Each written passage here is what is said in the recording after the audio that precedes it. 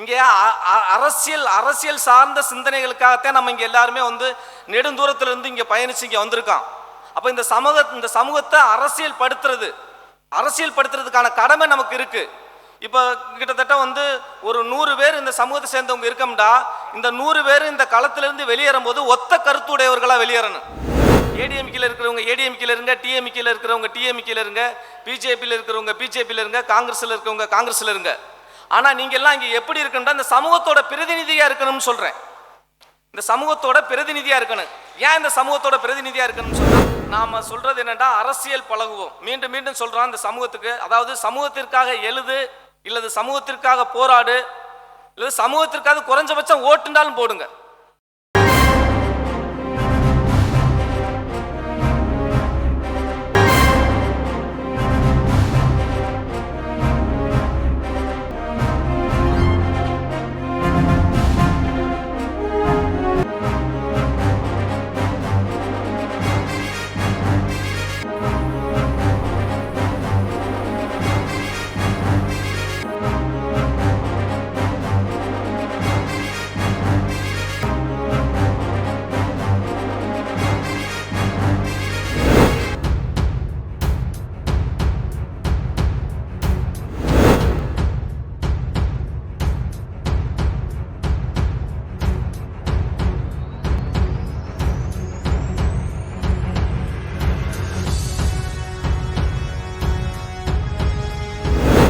நன்றியும் உரித்தாக்குகிறேன். இங்கே எல்லாருமே வயது நம்ம சமூகத்துக்கான முன்னோடிகள், நம்ம சமூக சார்ந்த சிந்தனையாளர்கள் நிறைய பேர் இருக்கீங்க. அப்படிப்பட்ட இந்த தளத்தில் வந்து நான் ஒரு சாதாரண ஒரு விவசாய குடும்பத்திலேருந்து வந்து பேசும்போது எனக்கு கொஞ்சம் அச்சமாக இருக்குது. அதே நேரத்தில் வந்து உங்கள்கிட்ட மனம் விட்டு பேசுகிற அளவுக்கு உங்களுடைய ஆசீர்வாதம் எனக்கு தேவைப்படுது. குறிப்பாக வந்து இங்கே என்ன ஒரு கண்டென்ட் இருக்குண்டா, தேவேந்திரர்களுக்கு அரசியல் தளத்தில் என்ன மாதிரியான நிலைப்பாடு இருக்கு, அரசியல் அதிகாரம் பெறுவது எப்படி, அதுதான் 2026 இலக்கு.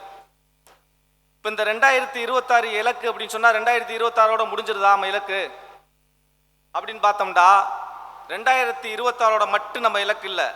இந்த சமூகத்துக்கான அரசியல் முதல் படியாக 2026 நாம் பயன்படுத்த போகிறோம். அதற்கு முன்னதாக நான் என்னை பற்றி ஒரு சின்ன அறிமுகம் உங்கள்கிட்ட பண்ணிக்கிறேன். என் பேர் சிவானந்தா. நான் பகுஜன் சமாஜ் கட்சியில் ராமநாதபுரம் மாவட்டத்தில் மாவட்ட தலைவராக இருக்கேன்.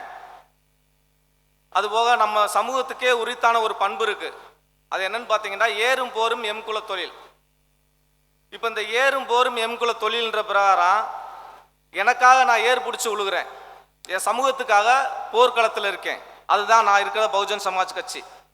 போர்க்களம்னு பார்த்தீங்கன்னு சொன்னால் இன்னைக்கு எப்படி யுத்த களமாகத்தான் நம்ம பார்ப்போம். அந்த காலத்தில் அப்படி தான் இருந்துச்சு. எப்படி இருந்துச்சுன்னு சொன்னால்,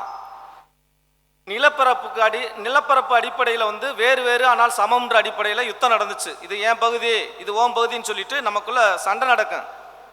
ஆனால் நிலப்பரப்பின் அடிப்படையில் தான் நம்ம வேறுபாடு இருக்குமே ஒழிய மனித இனத்தில் வந்து சமமாக தான் இருப்பாங்க. அதே சூழ்நிலை இன்னைக்கு எப்படி இருக்குன்னு சொன்னால், சமூகத்தின் அடிப்படையில் வந்து பாகுபாடு இருக்கு. இந்த சமூகத்தின் அடிப்படையில் இருக்கிற பாகுபாடு எப்படி களையப்படணும் அப்படின்றத நம்ம வந்து ரொம்ப கவனமாக பார்க்கணும். இந்த சமூகத்தின் அடிப்படையில் இருக்கிற பாகுபாடை களையிறதுக்கு நம்ம வந்து அதிகாரத்துக்கு வந்தாலே போதும். அதாவது எல்லாரும் நம்ம சொல்கிறோம் பட்டியல் வெளியேற்றம் சொல்கிறோம். பட்டியல் வெளியேற்றம் என்பது வந்து என்னை பொறுத்தல வந்து ஒரு பொருளற்ற சொல்லாத்தான் பார்க்குறேன். ஏன்னு சொன்னால், பட்டியல் வெளியேற்றம்ன்றது வந்து நம்ம எஸ்சியிலேருந்து பிசி போகிறதுக்காக சொல்கிறோமா, இல்லை இடஒதுக்கீடு எங்களுக்கு வேணாம்ன்றதுக்காக சொல்கிறோமா அப்படின்றத பார்த்தா எல்லார்ட்டையும் வந்து வெவ்வேறு கோணங்களில் நிலைப்பாடு இருக்குது. அப்போ இப்போ ஒரு விமர்சனம் பண்ணக்கூடாதுன்ற ஒரு நிர்பந்தம் இருக்குது. இருந்தாலும் ஒரு விமர்சனத்தை சொல்லித்தே ஆகணும்.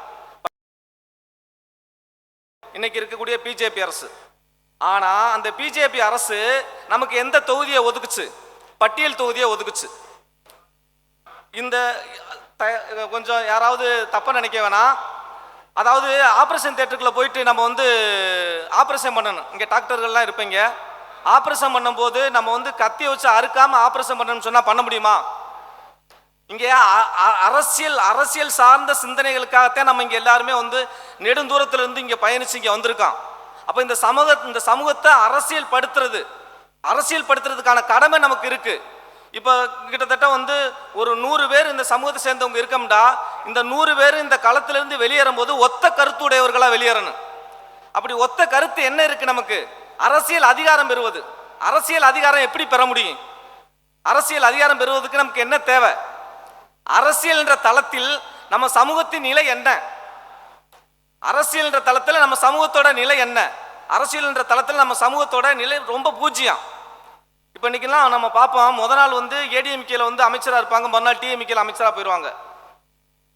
இப்போ நான் மேற்கொண்டு உங்கள்கிட்ட நம்ம சமூகத்துக்காக சொல்ல வர விஷயம் என்னன்னு சொன்னால், அரசியல் பழகுவோம். அது என்னது அரசியல் பழகுவோம்? எல்லாருமே அரசியல் தெரியுன்றதுக்காக இல்லை. அரசியல் பழகுவோம்னு சொன்னால் என்ன? நம்ம எல்லா கட்சிகளிலையும் பிரதிநிதியாக இருக்கான், ஆனால் அந்த கட்சி பிரதிநிதியாக இருக்கக்கூடாது. நாம் அந்த சமூகத்தோட பிரதிநிதியாக இங்கே இருக்கணும். குறிப்பாக பார்த்தீங்கன்னு சொன்னால் இப்போ இந்த மேடையில் கூட சின்ன ஒரு சலசலப்பு. இவரும் தேவேந்திரர், அவரும் தேவேந்திரர். என்ன நடந்துச்சு? அவருடைய அனுபவங்களை அவருடைய எண்ணங்களை பகிர்ந்துக்கிறாரு. அதை ஏற்றுக்கொள்ளக்கூடிய அளவுக்கு நமக்கு மனநிலை இல்லை. இதே சம்பவம் தான் எங்களுக்கு வந்து ஒரு போன வருஷத்துக்கு முந்தின வருஷம் குரு பூஜையில் வந்து நாங்கள் பிஎஸ்பி சார்பாக வந்து ஒரு இடத்துல சாப்பாடு போடுவோம். அந்த இடத்துல வந்து ஒரு பிஜேபி கார் வந்து எங்கள்கிட்ட வந்து ரொம்ப கடுமையாக வாதம் பண்ணார். எங்களுக்கு ரொம்ப வருத்தமாக இருந்துச்சு. அவர் பிஜேபி கட்சிக்காரராக இருக்கார், ஆனால் நாங்கள் இந்த சமூகத்துக்காரராக அவரை பார்க்குறோம். அந்த மாதிரி நிலை வந்து ரொம்ப அதிகமாக இருக்குது. நம்ம வந்து முதல்ல வந்து அரசியல் சார்ந்த சிந்தனைக்காக இந்த இடத்துல இருக்கான், இந்த இடத்துல கூடியிருக்கிறன்றதை நம்ம முதல்ல தெரிஞ்சுக்கிறணும். நம்ம இங்கே வந்து என்ன பேசுகிறோம்? இந்த சமூகத்தை எப்படி ஒன்றுபடுத்துவது? இந்த சமூகத்தை ஏன் ஒன்றுபடுத்த முடியலை? ஏன் ஒன்றுபடுத்த முடியலைன்னு சொன்னால், இந்த சமூகத்தோட ஒரு கட்சி சார்ந்தவர்களாக இருக்கட்டும், கல்வியாளர்களாக இருக்கட்டும், ஒரு சாதாரண மக்களாக இருக்கட்டும், எல்லாருமே வந்து அதிகாரத்தில் இருக்கிறவங்கள சார்ந்துதான் வாழ்ந்துக்கிட்டு இருக்கான். குறிப்பாக வந்து ஒரு கிளை செயலாளருக்கு வந்து என்ன பெருமை இருக்கும்னா, எனக்கு ஒன்றியத்தை தெரியும்ன்ற பெருமை. ஒரு ஒன்றியத்துக்கு என்ன பெருமை இருக்கும்னா, எனக்கு மாவட்டத்தை தெரியும்ன்ற பெருமை. ஒரு மாவட்டத்துக்கு என்ன பெருமை இருக்கும்னா, எனக்கு எம்எல்ஏவை பெருமைன்ற பெருமை. அந்த எம்எல்ஏவை சார்ந்ததே அவர் இருக்காரு. ஒரு எம்எல்ஏவுக்கு என்ன பெருமை இருக்கும்னா, நான் அந்த முதலமைச்சர், இந்த பிரைம் மினிஸ்டர், இவங்களை தெரியும்ன்ற பெருமை. இந்த பெருமையில இவங்களை சார்ந்து நம்ம இருக்கக்கூடிய ஒரு சூழல் இருக்கிறதுனால நம்ம அரசியல்ல ஒன்றுபட முடியல. ஏன்டா நமக்கு அதிகாரம் இல்லை. அதனால நம்ம வந்து அவங்கள சார்ந்துதான் இருக்கணும். அப்ப இந்த அதிகாரம் எங்கே இருக்கு? இந்த அதிகாரத்தை நம்ம எப்படி கொண்டு வர்றது? இதுதான் இந்த 2026 இலக்கு தேவேந்திரர்களுக்கான தேர்தல் களமா வந்து நம்ம இங்க பார்க்கப்படுறோம். முதல்ல இந்த கண்டென்ட் என்னன்றதை நம்ம பார்க்கணும். நம்ம வந்து வர்றோம், ஏதோ ஒரு மேடை அமைச்சு கொடுத்துருக்காங்க. இந்த மேடை அமைக்கிறதுக்கு அவங்க எவ்வளவு கஷ்டப்பட்டிருப்பாங்க யோசிச்சு பாருங்க. அவங்க ஏன் அடிக்கடி இந்த வார்த்தையை சொல்றாங்க? விமர்சனங்களை பண்ணக்கூடாது அப்படின்ட்டு ஏன் சொல்றாங்கன்றது நமக்கு ஒரு கவலை இருந்துச்சு. ஏன் விமர்சனங்களை பண்ணக்கூடாதுன்னு சொல்றாங்க? இந்த விமர்சனங்களை பண்றதுனால நம்ம வந்து ஒரு சின்ன சலசலப்பு வந்துருச்சு. அந்த ஒரு கவலையில தான் அந்த விமர்சனங்களை பண்ண வேணாம், நம்ம நிகழ்ச்சி நல்லபடியாக நடக்கணுன்றதுக்காக சொல்றாங்க. அப்ப நாம முதல்ல விஷயம் என்னன்னு சொன்னா, இந்த சமூகத்துக்காக நாம ஒரு சின்ன தியாகம் பண்ணணும். என்ன தியாகம் பண்ணணும்னு சொன்னா, முதல்ல நமக்கான ஆட்சியாளர்களை நாம மாறணும், இல்லை நமக்கான ஆட்சியாளர்களை நாம உருவாக்கணும். நமக்கான ஆட்சியாளர்களை நாம எப்படி உருவாக்குறது? நம்ம தான் சொல்லிட்டோமே, அரசியல் கட்சி சார்பற்று இருக்கணும். அரசியல் இல்லாத சமூகம் அனாத. அரசியல்ன்ற தளத்தில் வந்து ஒரு சமூகம் வந்து அரசியல் தளத்தில் இல்லாமல் இருந்துச்சுன்னு சொன்னால், அந்த சமூகம் கிட்டத்தட்ட அந்த ஜனநாயக நாட்டில் வந்து ஒரு அனாதைக்கு சமம். நம்ம வந்து கிட்டத்தட்ட பெரும்பான்மை மக்களாக இருக்கான். நமக்கு அந்த அளவுக்குலாம் புள்ளி விவரம் தெரியாது. ஒரு 79 தொகுதியில் வந்து நம்ம வெற்றி பெறக்கூடிய அளவுக்கு மெஜாரிட்டியாக இருக்குன்னு சொல்கிறாங்க. அப்போ இந்த 79 தொகுதியில் நம்ம சமூகத்தை சேர்ந்தவங்க மட்டும் இப்போ சுயேட்சையாக நின்னோம்னா என்ன நடக்கும்? நம்ம சமூகத்தை சேர்ந்தவங்க மட்டும்தான் ஓட்டு போட முடியும். அப்படி நம்ம சமூகத்தை சேர்ந்தவங்க மட்டும் ஓட்டு போடுறது வந்து எப்படி தேவேந்திரர்களே பண்பா இருக்க முடியும்? என்னை பொறுத்தளவு நான் நிறைய இடங்கள்ல வந்து கலங்கண்டிருக்கேன். நான் வந்து நடந்து முடிந்த பாராளுமன்ற ராமநாதபுரம் தொகுதியில் வந்து பகுஜன் சமாஜ் கட்சி சார்பாக நான் போட்டிட்டு இருக்கேன். அப்போ நம்ம போட்டியிடும் போது நம்ம நிறைய அனுபவங்கள் இருக்குது. அந்த அனுபவங்களை எல்லாம் இங்கே பகிர்ந்து கொள்ள முடியாத ஒரு சூழல் இருக்கேன். ஏன்டா நேரத்தையும் கருத்தில் கொண்டு இப்போ என்ன பேசுறேன்னு தெரியல. ஏன்டா நிறைய பேசலாம் உங்கள்கிட்ட, நம்ம மக்களை ஒழுங்குபடுத்துறதுக்கு நிறையா பேசலாம். இருந்தாலும் நான் உங்கள்கிட்ட கேட்குறது என்னென்னா, நமக்கு வரலாறு தெரியாத மக்கள் வரலாறு படைக்க முடியாதுன்னு சொல்லிட்டு பாபா சாஹிப் அம்பேத்கர் சொல்றாரு. இப்போ நமக்கான வரலாறு தெரியுது. என்ன வரலாறு? நாம ஆண்ட பரம்பரைன்னு சொல்றோம். இப்போ எல்லாம் யாராவது நம்ம ஆண்ட பரம்பரை இல்லைன்னு சொன்னா நம்புவீங்களா? சரி, ஓகே, நம்ம ஆண்ட பரம்பரை. மறுபடியும் இந்த நாட்டை நம்ம ஆளணுமா வேணாமா? ஏன் கொஸ்டின் இதுதான். மறுபடியும் இந்த நாட்டை நம்ம ஆளணும்டா நம்ம என்ன செய்யணும்? வெறுமனேன்னு சொல்லிட்டு அரசியல் சார்பற்று இருக்கிறான், ஏதாவது நம்மளாம் மட்டும் ஓட்டு போட்டுக்கிறோம் பார்த்துட முடியுமா? பார்க்க முடியாது. நான் என்ன சொல்றேன், ஏடிஎம்கேல இருக்கிறவங்க ஏடிஎம்கேல இருங்க, டிஎம்கேல இருக்கிறவங்க டிஎம்கேல இருங்க, பிஜேபியில் இருக்கிறவங்க பிஜேபியில் இருங்க, காங்கிரஸ்ல இருக்கிறவங்க காங்கிரஸ்ல இருங்க. ஆனா நீங்க எல்லாம் இங்க எப்படி இருக்கணும்னா இந்த சமூகத்தோட பிரதிநிதியா இருக்கணும்னு சொல்றேன். இந்த சமூகத்தோட பிரதிநிதியா இருக்கணும். ஏன் இந்த சமூகத்தோட பிரதிநிதியா இருக்கணும்னு சொன்னா, அந்த அரசியல் கட்சிகள் உங்களை சார்ந்து இருக்கணுமே ஒழிய நீங்கள் அந்த அரசியல் கட்சியை சார்ந்து இருக்க கூடாது. அதை தான் நாம கனமா ஒரு கனத்த இதயத்தோட உங்கள்கிட்ட நம்ம பதிவு பண்றோம். இப்போ நம்ம ஒரு சின்ன அண்ணன் செந்தில் மல்லர் அண்ணனை பற்றி நான் சொல்லக்கூடிய கட்டாயத்தில் இருக்கேன். ஏன்னு சொன்னால் நான் ராமநாதபுரம் பாராளுமன்ற தொகுதி வேட்பாளராக இருக்கும்போது அவர் வந்திருந்தார். அப்போது வேற தொகுதியிலிருந்து இங்கே எலெக்ஷன் பூத்தில் வேற தொகுதியிலேருந்து வரும்போது அங்கேருந்து எலக்ட்ரல் ஃபார்மில் சைன் வாங்கி கொடுக்கணும். அதை அன்னை கொடுக்க கிடையாது. அப்போ கொடுக்காம இருக்கும்போது அருகில் இருக்கிறவர் அதை நிராகரிக்க சொல்கிறார். ஏன்ட்டா அவர் நிற்கிறதுனால எனக்கு தான் ஓட்டு பாதிப்பு. நம்ம ஓட்டு வாங்கி ஜெயிக்கிறோமா தோக்குறோமான்றதை தாண்டி நம்ம அந்த இடத்துல எனக்கு தான் பாதிப்பு. அந்த தருணத்தில் அவர் நம்ம அண்ணனை நம்மளே நிராகரிச்சோம்டா அப்போ யார் இது பண்ணுறோன்னு சொல்லிட்டு நாம் கடந்து போகிறோம். இந்த சூழலில் அப்போ நம்ம அந்த செந்தில் மலர் அண்ணன்ட்ட போய் நீ கேட்குறானே, ஏன்னா நீங்கள் நாம் தமிழரில் எனக்கு இதை நான் எதுக்கு இந்த இதை சுட்டி காமிக்கிறதுக்கு ஒரு காரணம் இருக்குது. தயவுசெய்து யார் விமர்சனமாக நினச்சிக்கிறவனா, நீங்கள் நாம் தமிழரில் இணக்கமாக இருக்கீங்க, நீங்கள் நாம் தமிழரில் ஒரு வேட்பாளராக களங்கண்டிருக்கலாமேன்னு கேட்குறேன். அதுக்கு அவர் என்கிட்ட சொன்ன பதில், அவருக்கு முதல்ல என் முகமே தெரியல, அவர் என்னை நம்மளை ஒரு இனத்தானாவே என்னை பார்க்கல. எனக்கு ரொம்ப வருத்தமான விஷயம் அது. அதுக்கு அவர் சொன்ன பதில் என்னன்னு சொன்னால், சீமான் என்னை ஏமாத்திட்டாருன்னு சொன்னார். சரி, ஓகே, சீமான் ஏமாத்திட்டாரு, நீங்கள் நமக்கான தளமான பகுஜன் சமாஜ் கட்சியில் வேட்பாளராக இருந்தால் நாங்கள்லாம் கஷ்டத்தோட கஷ்டமாக களத்தில் நிற்க மாட்டோமேன்னு சொன்னேன். இல்லை, நான் அவசரமாக எடுத்த முடிவுன்னு சொன்னார். இது என்ன அவசரம் நமக்கு என்ன அவசரம்? நம்ம இந்த சமூகமே உங்களை ஒரு தலைவராக பார்க்குது. அப்போ உங்கள்கிட்ட ஒரு தெளிவான பார்வையும் தெளிவான அறிவும் இருந்தால் தான் இந்த சமூகத்தை வழி நடத்த முடியும். அப்போ திடீர்னு ஒரு தேர்தல் காலத்தில் திடீர்னு இப்போ எனக்கு அடிக்கடி யோசனை வருதுண்டா, 2026 தேர்தல். அப்போ 2026 தேர்தல்னு ஏதோ எமர்ஜென்சிக்காக ஏதோ ஒரு நோக்கத்துக்காக நம்ம நிற்கிற மாதிரி நமக்கு தோணுது. ஆனால் அது உண்மையாக இருக்குன்ற அவசியம் இல்லை. கொஞ்சம் நான் பேசும்போது என்னால் மறந்துட்டு அடுத்தடுத்த ஸ்டேஜுக்கு போயிடுவேன். இங்கே இருக்கிறவங்கெல்லாம் எல்லாருமே கல்வியாளர்கள்னால அதனுடைய கண்டென்ட்டை நீங்கள் தொடர்ச்சியை எடுத்துக்கிறவங்க நினைக்கிறேன்.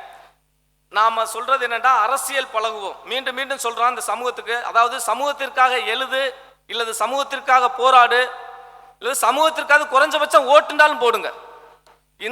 இந்த நிலைப்பாடை இந்த அரங்கத்தில் இருக்கிறவங்க ஒரு தெளிவான பார்வையோடு போனாத்தான் நம்மளுடைய அடுத்த கட்ட நம்ம சமூக பிரதிநிதிகள்கிட்ட நம்ம இதை கொண்டு போய் சேர்க்க முடியும். அந்த சமூகத்துக்காக எழுதுன்ற அடிப்படையில் நாம் எழுதுகிற தலைப்பு தான் அரசியல் பழகுவோம்.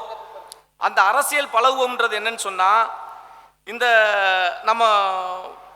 நம்மளுடைய நிலையை இந்த சமூகம் எந்த அளவுக்கு புறந்தள்ளப்படுது. இப்போ இன்னைக்கு நிறைய பேர் சொல்லிட்டாங்க, ஒரு எம்எல்ஏட்ட போனால் நான் நம்ம சமூகத்துக்காக ஒரு பிரச்சனை எம்எல்ஏட்ட போனால் அந்த எம்எல்ஏ என்ன சொல்கிறாங்கடா, நான் இந்த கட்சிக்காரன்னு சொல்கிறாங்க. ஆனால் அதே வேற ஒரு சமூகம் அப்படி வேற ஒரு எம்எல்ஏ அப்படி சொல்லுவாங்களா? அதுவோ இன்னும் ஒரு வருத்தமான என்ன செய்யண்டா, ரிசர்வ் தொகுதி எம்எல்ஏக்களுக்கு அந்த தொகுதியிலேயே அவங்களுடைய படத்தை பெருசாக போடுறதில்லை. அதையும் அந்த எம்எல்ஏவாக இருக்கிறவங்க ஏற்றுக்கொள்ளக்கூடிய சூழல் இருக்குது. ஏன் அப்படிப்பட்ட சூழல் வருதுன்னு சொன்னால் அவங்களுக்கு வேற வழி இல்லை. கேட்டால் சீட்டு கொடுக்குறது அவங்க. அப்போ சீட்டு நம்ம அவங்கள்ட்ட வாங்குறதுனால தானே அவங்கள்ட்ட நம்ம கட்டுப்பட்டு இருக்கிற மாதிரி இருக்கு. ஏன் நமக்கான அரசியல் களத்தை நாமளே உருவாக்கக்கூடாது அப்படின்ற அடிப்படையில் தான் இந்த பகுஜன் சமாஜ் கட்சின்றது இருக்கு. நான் பகுஜன் சமாஜ் கட்சியை பற்றி நான் சொல்லி ஆகணும். பகுஜன் சமாஜ் நம்மெல்லாம் இன்னைக்கு என்ன நினைக்கிறோம், பொது தொகுதியில் போட்டி போடணும்னு நினைக்கிறோம். அப்படி பொது தொகுதியில் போட்டி போடணும்னு நினைச்சோம்டா, பொது தொகுதியில் ஜெயிக்கிற கட்சி சீட்டு கொடுக்குமான்னு விரும்புகிறான். ஜெயிக்கிற கட்சி எதுக்காக நமக்கு சீட்டு கொடுக்கணும்? ஒரே ஒரு கேள்வி, ஜெயிக்கிற கட்சி எதுக்காக சீட்டு கொடுக்கணும்? அப்படி அவங்க கொடுப்பாங்களான்னு பார்த்தா கொடுக்க மாட்டாங்க. ஏன்ட்டா அவங்களுக்கு கொடுக்கணுன்ற அவசியமும் கிடையாது. ஏன் அது எப்படி சொல்கிறேன்னு சொன்னால், அதுக்கு நம்மளை சமூகத்தை பற்றி ஒரு நிலைப்பாடு வச்சுருக்காங்க. இவங்களுக்கு நைட்டு முடிவு எடுத்தா காலையில் நம்ம ஓட்டை வாங்கிடலாம் அப்படின்ற ஒரு நிலைப்பாடு இருக்குது. இந்த நிலைப்பாடுகளெல்லாம் கலைந்து நாம் நம்ம சமூகத்தை அரசியலாக ஒன்றுபடுத்தணும். நாம் ஆட்சியாளராய் மாற வேண்டும் அல்லது நம்மில் ஒருவரை ஆட்சியாளராய் மாற்ற வேண்டும் என்று கூறி எனக்கு வாய்ப்பளித்த அனைத்து தேவேந்திர குல வேளாளர் உறவுகளுக்கும் நன்றி கூறி விடைபெறுகிறேன். நன்றி, வணக்கம்.